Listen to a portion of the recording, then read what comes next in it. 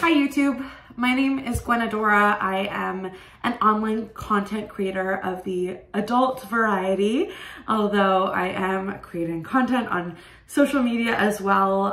So I would say my title goes a bit beyond that. This is going to be kind of a response to, but more of an addendum to Hank Green's TikTok sucks video.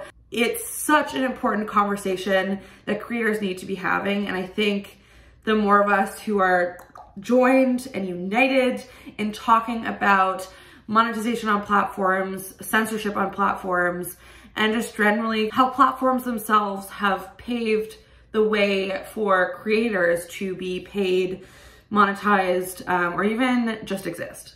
I completely agree with everything Hank said in his video. If you haven't watched it, please go watch it, because this is kind of, again, like an addition, additional reading materials if you want to talk about the creator economy and monetization for creators online. The main takeaway for me from Hank Green's TikTok sucks video was that, oh my God, adult creators are getting so much more fucked over than I thought possible. We have to deal with systemic discrimination online and in person, through, you know, banking discrimination, algorithmic discrimination. It's very, very hard for adult creators to actually, you know, exist online, specifically like on social media websites. And a lot of the online movement to support sex workers has just been around us trying to exist. We have been working for so long just to be able to have like a level playing field, to not have our videos booted or our accounts taken down consistently. But then all the while we are doing all the same work that other creators are doing, but we're not getting paid for it. To make money as an adult performer, I have to have an Instagram, a Twitter, maybe a YouTube channel. I have to be using all of the areas of social media to promote myself, and having an online presence for almost any brand these days is a necessity. So I am not just filming porn, I am also running like a full-time content creator schedule. And when Hank was saying like, oh yes, like, you know, we can get monetized here, here, here, and here, and I was like, oh my goodness, you guys are getting paid for that. And the majority of people in the adult side are not. And that's a very, very daunting like piece of information that hit me. I obviously knew in the back of my mind and subconsciously and just through work that I don't get the same opportunities as other people, or that people in my industry don't get the same opportunities as other creators. But just seeing it kind of put out that way, where I was like, wait a second, we are doing all the same things, but we do not get to monetize our social channels. We only get to monetize our not safe for work content. Some people might argue that like our porn that's where we make our money, and the social media part is just something that we're expected to do. It's still unfair that we're creating and putting out the same content as normal creators, but not getting monetized for it. We just have to do a whole bunch of free work. Content creation is a full-time job in itself. Posting on social media is a full-time job in itself. Being a social media manager is a full-time job in itself. So we have to not only be posting on Twitter, on Instagram, Twitch for some people, YouTube, wherever else on the safe side of the internet, content creators are posting and growing their followings. Oh my God, TikTok, how could I forget? We have to be also scheduling out a shit ton of OnlyFans posts and making sure that we are making money. It's frustrating to realize that. Now you might be watching this as a creator who does not make porn and say, well, you know, that's your problem. And to be honest, the majority of people probably agree with that mindset, that this is just something that we have to live with. And that's your job. You chose that job. You decide to be a slut online, so you get the slut discrimination. In my opinion, safe for work creators owe adult entertainment, the adult industry, for a lot of things. If you think back to the creation of Twitch, for example, Twitch is based off of cam sites. the idea of live streaming and creating like an entertaining stream, that's camming. Cam girls have been doing that much longer than Twitch streamers have. But of course, Twitch streamers are, you know, in the news and as part of the creator community, and it's like a viable aspect for a lot of people. Whereas, you know, cam girls, I mean, we obviously have some sensationalized news about our industry, but definitely not the same amount of attention or reputation. YouTube is another great example, and that's kind of one of the reasons why I wanted to post on here, was because like YouTube itself, and I recognize the history of like the Janet Jackson moment, and that's kind of how YouTube came to be as like a concept of a platform. But the idea of a tube site, and a tube site, porn tube sites, YouTube. Like, YouTube is a tube site, and the idea is based off of like porn sharing video websites. It's right there in the name. There's been a bunch of different technology advances that sex workers and porn have pioneered, and that goes back to like VHS, DVD, so much stuff that, because of porn adoption, has created like the entertainment industry essentially and moved it forward. So I think there needs to be a little bit of inclusion from content creators and entertainers who are speaking about, you know, issues of monetization on platforms, for example, or censorship. Y'all need to be including sex workers in that conversation. We have been the people who are dealing with that stuff oftentimes before you guys are. So why care? Sure, sex workers, you know, really pushed the movement for online video creation, online content creation, and even e-commerce. If you look back to why e-commerce was popularized, porn. Why care as a content creator who is outside of the adult industry about things that are happening in the adult industry? Well, my friends, sit down. I need to talk to you about sesta-fosta and some other legislative bills that are affecting you.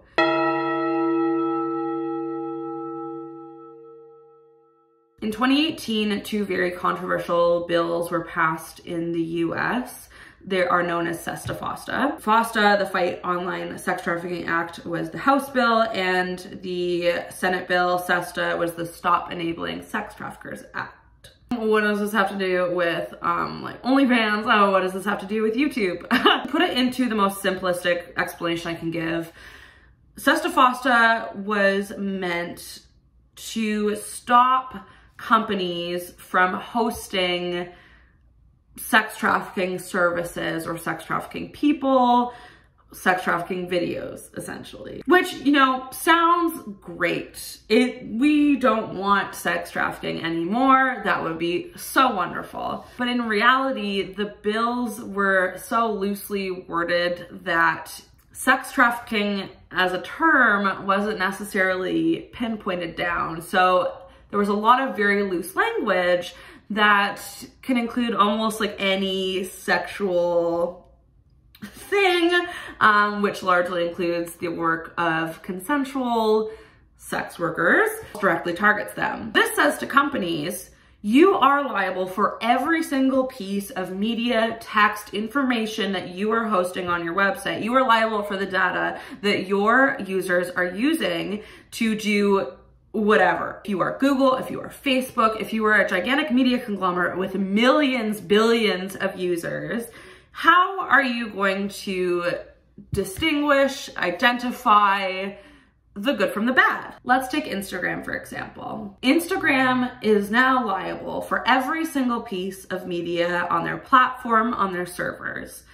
And that's photos, data, messages, the whole shebang. If they are, you know, called out for hosting said media, whether they know about it or not, they are legally liable for that info. And realistically, what Instagram is down to do is just to protect their bottom line. So of course they are going to implement the ability for certain types of content to not be on their platform, which is kind of where we run into the issue, right? Because when such a gigantic company has so many users, there is no way that they can send a human to every human and be like, oh yes, these are the consensual pictures, these are the non-consensual pictures. When we get the AI algorithm involved, it kind of sweeps through, and what we get is, you know, the mass censorship that sex workers are seeing specifically, but it's bleeding into affecting other creators too, like fat and black creators are having issues with the online algorithm determining their bodies as sexual or seeing their bodies as sexual and then clamping down on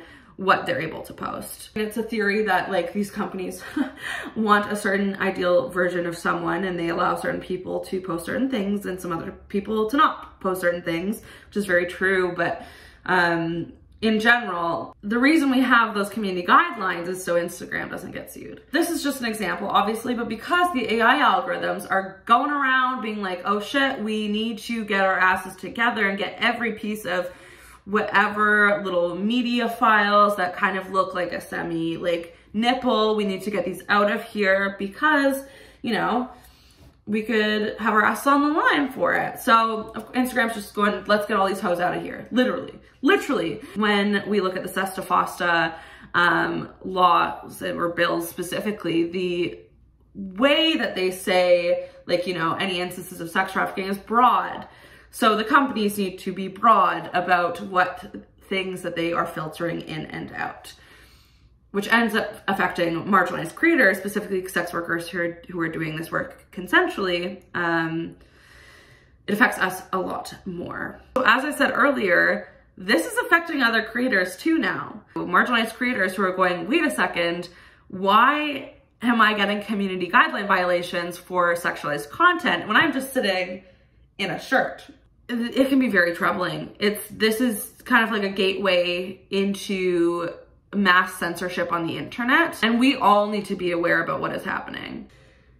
And the icing on the cake is these bills, these laws, they haven't done anything to actually help the people that they are claiming to attempt to help. So sex trafficking victims and survivors actually aren't benefiting from this legislation that is trying to aid them, which is very unfortunate. And that is, you know, as told by sex trafficking organizations who are saying this isn't helping anybody. It's actually pushing the content in a direction where it's harder to find people and harder to help people. And then also at the same time hurting sex working communities by, you know, taking away Backpage, big site for sex workers to advertise, which, you know, we can't advertise on normal avenues for full service sex work, but also to communicate and to gather community, to talk about issues within our communities, especially like sharing blacklists and, you know, creating warnings for danger. Taking that all away from sex workers has actually made it a lot more harmful. Like, studies have proven, based on sesta-fosta's impact, that sex workers have ended up not being able to work as safely, and that has trickled down to sex workers dying. And more often than not, it's the sex workers of different marginalized communities and identities who get hurt the most. Black sex workers and Black trans sex workers are at a higher rate for violence, and this legislation only further perpetuates that. So sesta-fosta is causing harm in many different areas, not just for us people who are very privileged enough to sit in front of a camera for a living, but people who are out trying to survive. The people behind sesta-fosta, which, funny enough, Kamala Harris also included in that list of people, were emboldened by organizations who specifically go out of their way to try to stop sex work, whether that be online, in person, pornography. They have a very specific view of what sexuality should be and how it should be represented, which often is not at all, because those organizations are religious organizations. And it's quite dangerous, actually, looking at how many of these organizations have their fingers in the government's pies. As we know, religious organizations, especially the ones who are trying to, limit certain representations of humanity, often aren't as inclusive of marginalized people, different ideologies, freedom of speech, perhaps. I don't want those people deciding how I represent myself. I don't want those people deciding who gets to be seen online and how they get to be seen online. And I don't want those organizations to be deepening the hegemonic ideal of what a human should look like and what a human should act like and how a human should fuck. I don't want that. And I'm scared.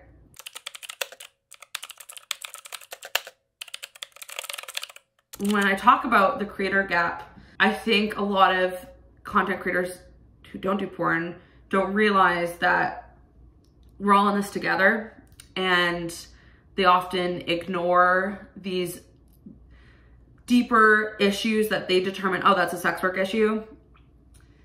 Yet it's realistically an internet censorship issue. If we continue to let these organizations and just the government in general determine a narrow point of view of how we should be creating and acting and representing ourselves, we're gonna end up with a very, very boring internet.